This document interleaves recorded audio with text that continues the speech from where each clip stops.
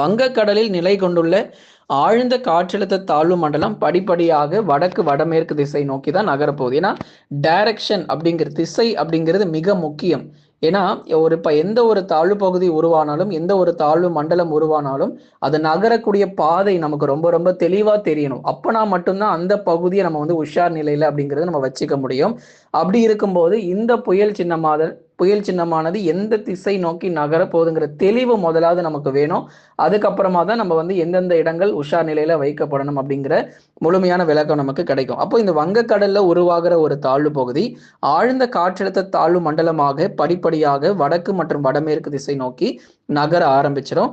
கடந்த 2023ஆம் ஆண்டு மிச்சாங் என்ற ஒரு புயல் சென்னைக்கு அருகே ஒரு மிகப்பெரிய ஒரு வெள்ளப்பெருக்கு ஏற்படுத்தியதை நம்ம பார்த்தோம். கொஞ்ச நஞ்ச மழை அங்க வந்துச்சு, ஆந்திராவுக்கு போகும்னு சொல்லிவிட்டாங்க. ஆனா சென்னைக்கு அதிக மழை பொழிவு ரொம்ப அதிகமா கொடுத்தது